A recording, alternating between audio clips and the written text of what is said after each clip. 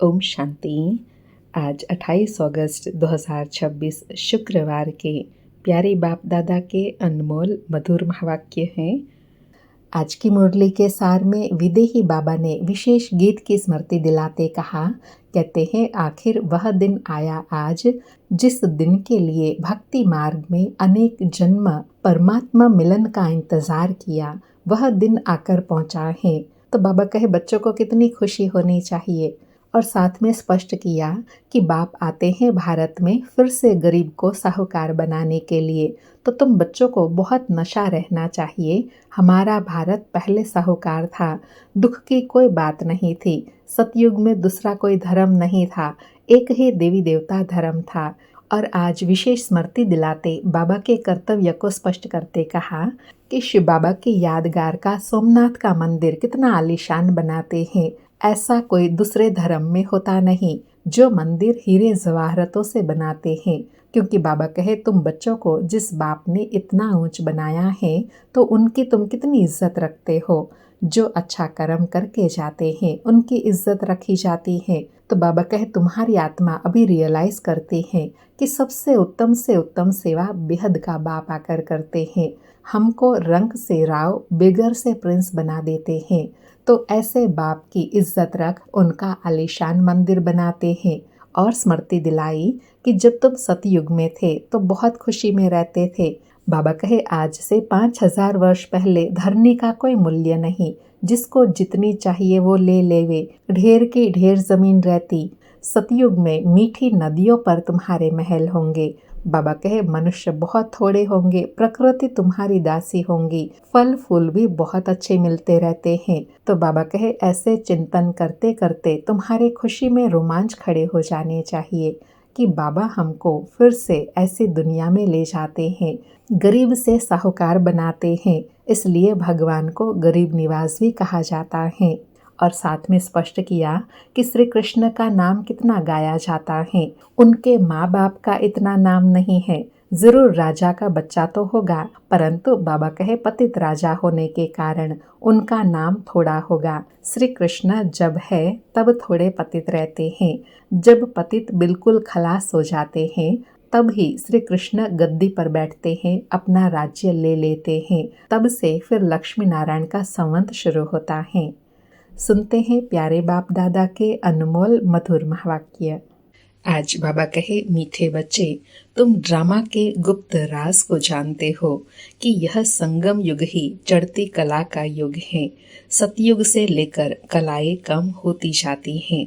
मीठे बच्चे, तुम ड्रामा के गुप्त राज को जानते हो कि यह संगम युग ही चढ़ती कला का युग है। सतयुग से लेकर कलाएं कम होती जाती हैं। आज मुरली से प्रश्न है, सबसे उत्तम सेवा कौन सी है और वह सेवा कौन करता है?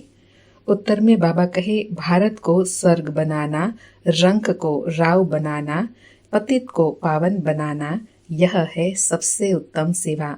ऐसी सेवा एक बाप के सिवाय और कोई भी नहीं कर सकता। बाप ने ऐसी महान सेवा की है, तब तो बच्चे उनकी इज्जत रखते हैं। सबसे पहले सोमनाथ का मंदिर बनाकर उनकी पूजा करते हैं। आज मुरली में गीत बजा, आखिर वह दिन आया आज जिस दिन का था हमें इंतजार। ओम शांति। मीठे मीठे रूहानी बच्चों ने यह गीत सुना, जिससे आत्मा गुप्त है और शरीर प्रत्यक्ष है। आत्मा इन आँखों से दिखने में नहीं आती है, इनकॉग्निटो है, अर्थात गुप्त है जरूर, परंतु इस शरीर से ढकी हुई है। इसलिए कहा जाता है आत्मा गुप्त है। बाबा ने स्पष्ट किया कि आत्मा का अस्तित्व है, लेकिन अति सूक्ष्म होने के कारण दिखाई नहीं देती। बाबा कहे आत्मा खुद कहती है, मैं निराकार हूँ, यहाँ साकार में आकर गुप्त बनी हूँ। आत्माओं की निराकारी दुनिया है, वहाँ तो गुप्त की बात नहीं। परम पिता परमात्मा भी वहाँ रहते हैं। उनको कहा जाता है सुप्रीम सोल, ऊंच ते ऊंच आत्मा, परे ते परे रहने वाला है। परम पिता परमात्मा। बाप कहते हैं जैसे तुम गुप्त हो, मुझे भी गुप्त आना पड़े। मैं गर्भ जेल में नहीं आता हूँ, मेरा नाम एक ही शिव चला आता है। मैं इसमें ब्रह्मा तन में आता हूँ तो मेरा नाम नहीं बदलता। इनकी आत्मा का जो शरीर है उनका नाम बदलता है।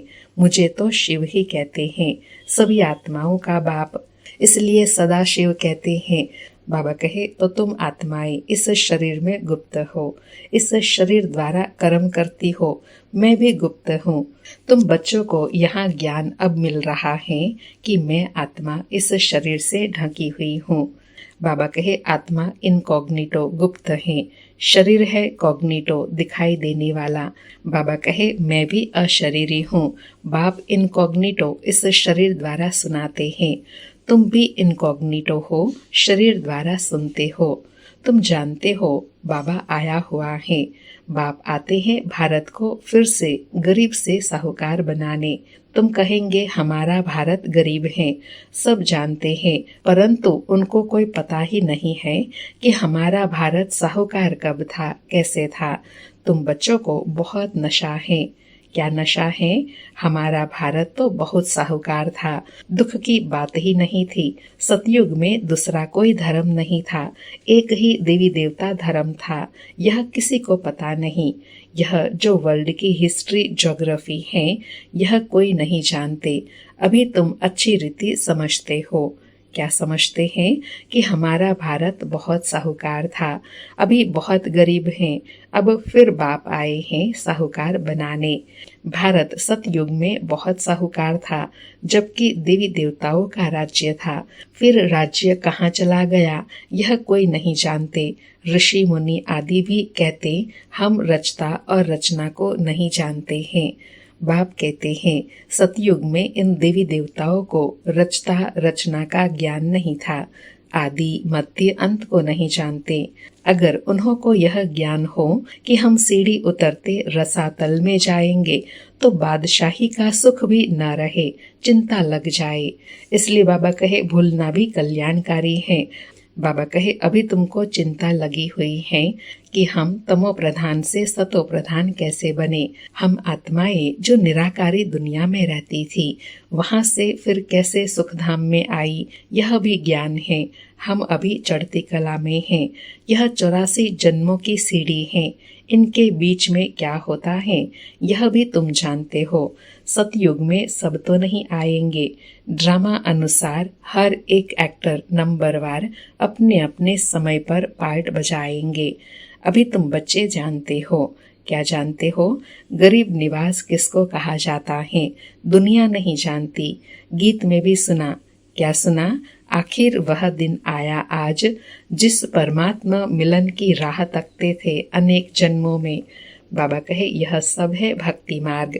भगवान कब आकर हम भक्तों को इस भक्ति मार्ग से छुड़ाई सदगति में ले जाते हैं, यह भी समझा है।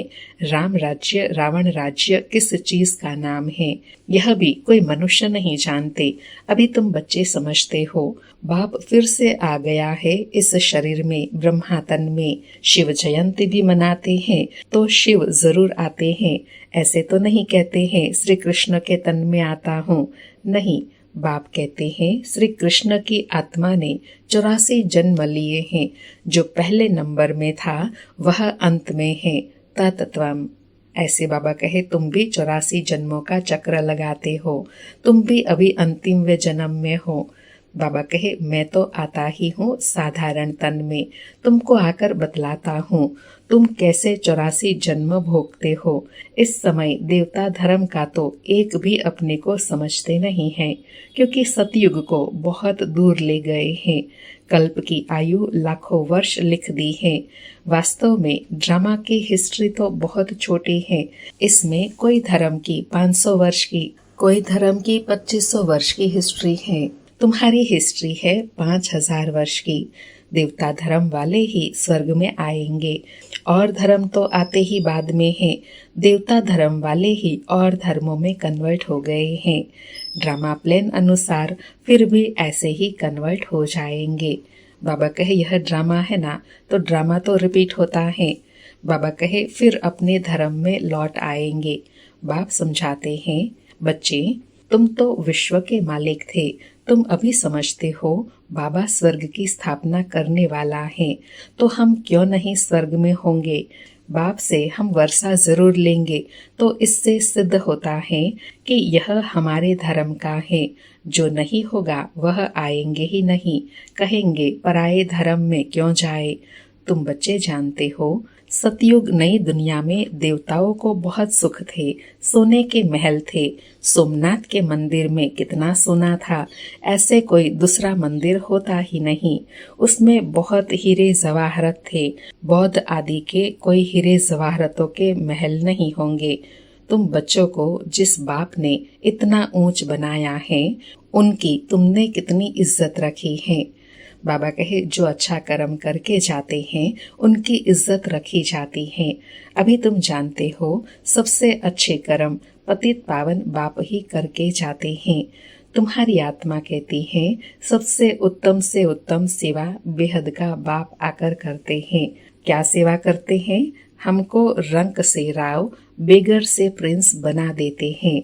जो भारत को स्वर्ग बनाते हैं, उनकी भी इज्जत कोई नहीं रखते।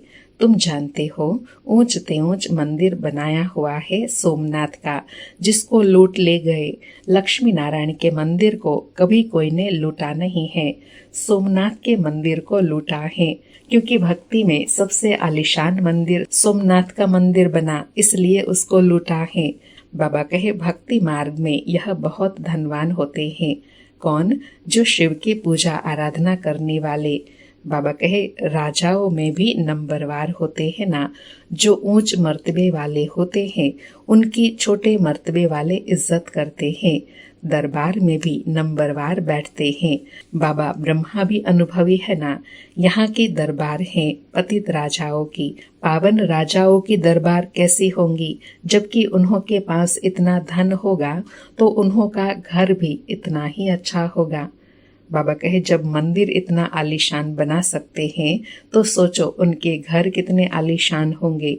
बाबा कहे, अभी तुम जानते हो, बाबा हमको पढ़ा रहे हैं, स्वर्ग की स्थापना करा रहे हैं।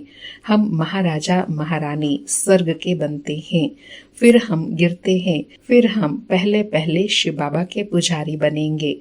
जिसने स्वर्ग का मालिक बनाया, उनकी हम पूजा करेंगे। वह हमको बहुत साहूकार बनाते हैं। बाबा कहे, भारत कितना गरीब था, आगे इतना गरीब नहीं था। बहुत खुशी में रहते थे। जो जमीन 500 रुपये में ली थी, वह 5000 में भी नहीं मिलती है। वहाँ सतयुग में तो धरनी का मूल्य होता ही नहीं। जिसको जितनी चाहिए ले लेवे। ढेर की ढेर जमीन पड़ी होंगी। मीठी नदियों पर तुम्हारे महल होंगे ना। मनुष्य बहुत थोड़े होंगे। प्रकृति दासी होंगी। फल फूल बहुत अच्छे मिलते रहते हैं। बाबा सतयुग को विजुअलाइज करा रहे हैं कि सतयुग ऐसा होगा। अभी तुम कितनी मेहनत करते हो, लेकिन सूखा पड़ जाता है तो अन्न नहीं मिलता। तो गीत सुनने से तुम्हारे रोमांच खड़े हो जाने चाहिए। कौन सा गीत सुना? आखिर वह दिन आया जिस परमात्मा मिलन की राह तकते थे अनेक जन्म। बाबा कहे, बाप को गरीब निवास कहते हैं, अब अर्थ समझाना। बाबा कहे, गरीब निवास का अब अर्थ समझाना कि वो कैसे गरीब को साहूकार बनाते हैं। जो बाबा ने आज कहा ना, रंक से राव बनाते हैं। बाबा कहे, किसको साहूकार बनाते हैं? जरूर यहाँ जो आएंगे उनको साहूकार बनाएंगे ना। तुम बच्चे जानते हो, हमको पावन से पतित बनने में 5000 वर्ष लगे हैं। अभी फिर फट से बाबा पतित से पावन बनाते हैं, ऊंचते ऊंच बनाते हैं। 1 सेकंड में जीवन मुक्ति मिल जाती है। कहते हैं, बाबा हम आपके हैं। बाबा कहते हैं, बच्चे तुम विश्व के मालिक हो। बच्चा पैदा हुआ और वारिस बना, कितनी खुशी होती है।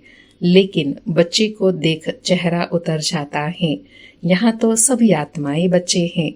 बाबा कहे, यहाँ तो बच्चे बच्ची में फर्क ही नहीं है, क्योंकि बाबा तो सबको आत्मा रूप में देखते हैं। उस रूप में तो सब बच्चे समान हैं। बाबा कहते हैं, हम स्वर्ग के मालिक बन गए। अभी पता पड़ा है कि हम 5000 वर्ष पहले स्वर्ग के मालिक थे। बाबा ने ऐसा बनाया था।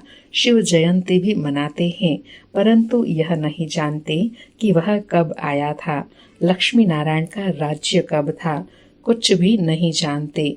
वास्तव में भारत की आबादी सबसे बड़ी होनी चाहिए, भारत की जमीन भी सबसे बड़ी होनी चाहिए। लाखों वर्ष हो गए, फिर तो बहुत जमीन चाहिए, सारी दुनिया की भी जमीन पूरी न हो। लाखों वर्ष में कितने मनुष्य पैदा हो जाते, अनगिनत मनुष्य हो जाए, इतने तो है नहीं। बाबा कहे अगर कल्प लाखों वर्ष का होता तो फिर जमीन ही कम पड़ जाए। बाबा कहे यह सब बातें बाप बैठ समझाते हैं। मनुष्य सुनते हैं तो कहते हैं यह बातें तो कब नहीं सुनी, न कोई शास्त्र से पढ़ी, यह तो वंडरफुल बातें हैं। अभी तुम बच्चों की बुद्धि में सारे चक्र की नॉलेज है। यह बहुत जन्मों के अंत में अब पतितात्मा है। जो सतो प्रधान था सो अब तमो प्रधान है, फिर सतो प्रधान बनना है। तुम आत्माओं को अब शिक्षा मिल रही है। आत्मा शरीर द्वारा सुनती है तो शरीर झूलता है, क्योंकि आत्मा सुनती है ना। अर्थात आत्मा जब ज्ञान सुनती है, खुशी होती है, तो शरीर झूमता है। क्योंकि बाबा कहे रियलाइज करते हैं बरोबर हम आत्मा ने 84 जन्म लिए हैं, 84 माँ बाप जरूर मिले होंगे। यह भी हिसाब है ना, बुद्धि में आता है हम 84 जन्म लेते हैं, फिर और कमती जन्म वाले भी होंगे, मिनिमम मैक्सिमम का हिसाब होगा ना। बाप बैठ समझाते हैं शास्त्रों में क्या क्या लिख दिया है। तुम्हारे लिए तो फिर भी 84 जन्म कहते हैं, मेरे लिए तो अनगिनत बेशुमार जन्म कह दिया। कण कण में बस जिधर देखता हूँ तू ही तू, कृष्ण ही कृष्ण है। मथुरा वृंदावन में कहते हैं श्री कृष्ण सर्वव्यापी हैं। बाबा कहे तुम्हारे लिए तो फिर भी 84 जन्म व 84 लाख जन्म कहते हैं, लेकिन हमारे लिए तो बेशुमार अनगिनत जन्म कह दिए, अर्थात कण कण में परमात्मा है। बाबा कहे राधे पंथी वाले फिर भी कहेंगे राधे ही राधे, कहेंगे हम राधा स्वामी हैं, कृष्ण स्वामी और हैं। वह राधे को मानते हैं, जिधर देखता हूँ राधे ही राधे, तुम भी राधे हम भी राधे। अब बाप बैठ समझाते हैं बरोबर मैं गरीब निवाज होना, भारत ही सबसे साहूकार था, अभी सबसे गरीब बना है, इसलिए मुझे भारत में ही आना पड़ता है। क्योंकि बाबा कहे मेरा नाम गरीब निवाज है ना, तो इस नाम को भी सार्थक बनाना होगा ना, तो भारत को फिर से साहूकार बनाने मैं आता हूँ। बाबा कहे यह बना बनाया ड्रामा है, इसमें जरा भी फर्क नहीं हो सकता है। यह ह्यूज ड्रामा है, अर्थात विशाल ड्रामा है। ड्रामा जो शूट हुआ वह हूबहू रिपीट होगा। ड्रामा का भी पता होना चाहिए, ड्रामा माना ड्रामा। बाबा कहे वह होता है हद का ड्रामा, यह है बेहद का ड्रामा। इसके आदि मध्य अंत को कोई नहीं जानते, तो गरीब निवाज निराकार भगवान को ही मानेंगे, श्री कृष्ण को नहीं मानेंगे। श्री कृष्ण तो धनवान सतयुग का प्रिंस बनता है, भगवान को तो अपना शरीर है नहीं। वह आकर तुम बच्चों को धनवान बनाते हैं, तुमको राजयोग की शिक्षा देते हैं। वह पढ़ाई से बैरिस्टर आदि बनते हैं, फिर कमाई करते हैं। बाप भी तुमको अभी पढ़ाते हैं, तुम भविष्य में नर से नारायण बनते हो। बाबा कहे वह पढ़ाई पढ़ाकर बैरिस्टर डॉक्टर बनाते हैं। यहाँ भी बाबा पढ़ाई पढ़ाते हैं, मनुष्य से देवता बनाते हैं, तो कितनी इनकम और कितनी प्राप्ति होती है। बाबा कहे तुम्हारा जन्म तो होगा ना, ऐसे तो नहीं स्वर्ग कोई समुद्र से निकल आएगा। श्री कृष्ण ने भी जन्म लिया ना, कंसपुरी आदि तो उस समय थी नहीं। श्री कृष्ण का कितना नाम गाया जाता है, उनके बाप का नाम ही नहीं, उनका बाप कहाँ गया। जरूर राजा का बच्चा होगा ना। बाबा कहे राजा है तो जरूर वह राजा का बच्चा होगा ना, लेकिन फिर भी उनके माता पिता का इतना नाम नहीं है जितना बच्चे श्री कृष्ण का है। बाबा कहे वहाँ सतयुग में बड़े राजा के घर में जन्म होता है, परंतु वह पतित राजा होने के कारण उनका नाम नहीं होगा। श्री कृष्ण जब हैं तब थोड़े पतित भी रहते हैं, जब वह बिल्कुल खलास हो जाते हैं तब वह गद्दी पर बैठते हैं, अपना राज्य ले लेते हैं, तब ही उनका संवत शुरू होता है। बाबा ने कितना सरल रीति स्पष्ट किया कि श्री कृष्ण गद्दी पर कब बैठेंगे, जब सब पतित आत्माएं चली जाएंगी तब वह गद्दी पर बैठेंगे। बाबा कहे लक्ष्मी नारायण से संवत शुरू होता है। तुम पूरा हिसाब लिखते हो, इनका राज्य इतना समय, फिर इनका राज्य इतना समय, तो मनुष्य समझेंगे यह तो कल्प की आयु बड़ी हो ही नहीं सकती, 5000 वर्ष का पूरा हिसाब है। अर्थात बाबा कहे तुम विधिवत युक्ति से समझाएंगे तो स्पष्ट रीति समझ में आ जाएगा कि कल्प तो वाकई में ही 5000 वर्ष का ही है। अच्छा, मीठे मीठे सिकिलधे बच्चों प्रति माता पिता बाप दादा का याद प्यार और गुड मॉर्निंग। रूहानी बाप की रूहानी बच्चों को नमस्ते। हम रूहानी बच्चों की रूहानी माता पिता बाप दादा को याद प्यार गुड मॉर्निंग और नमस्ते नमस्ते। सारी मुरली से धारणा के लिए सार है। पहला, रचयिता और रचना का ज्ञान बुद्धि में रख सतो प्रधान बनने का पुरुषार्थ करना है। बस एक ही चिंता रखनी है कि हमें सतो प्रधान जरूर बनना है। दूसरा पॉइंट, इस बेहद के ड्रामा को बुद्धि में रख अपार खुशी में रहना है। बाप समान इज्जत पाने के लिए पतितों को पावन बनाने की सेवा करनी है। बाबा कहे बाप समान इज्जत कब मिलेंगी, जब बाप समान सर्विस करेंगे। आज प्यारे बाबा का वरदान है, अधिकारीपन की स्मृति द्वारा सर्व शक्तियों का अनुभव करने वाले प्राप्ति स्वरूप भव। अधिकारीपन की स्मृति द्वारा सर्व शक्तियों का अनुभव करने वाले प्राप्ति स्वरूप भव। स्पष्टीकरण है, यदि बुद्धि का संबंध सदा एक बाप से लगा हुआ रहे तो सर्व शक्तियों का वर्षा अधिकार के रूप में प्राप्त होता है। जो अधिकारी समझकर हर कर्म करते हैं, उन्हें कहने व संकल्प में भी मांगने की आवश्यकता नहीं रहती। यह अधिकारीपन की स्मृति ही सर्व शक्तियों के प्राप्ति का अनुभव कराती है।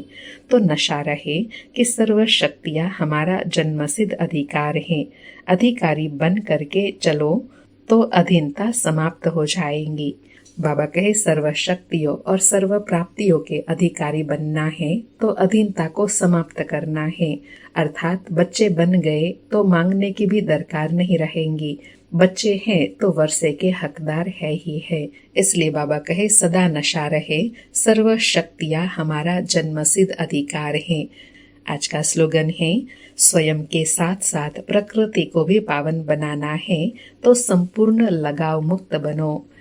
आज के अव्यक्त इशारे हैं, अपवित्रता के बीज को भी समाप्त कर संपूर्ण स्वच्छ पवित्र बनो।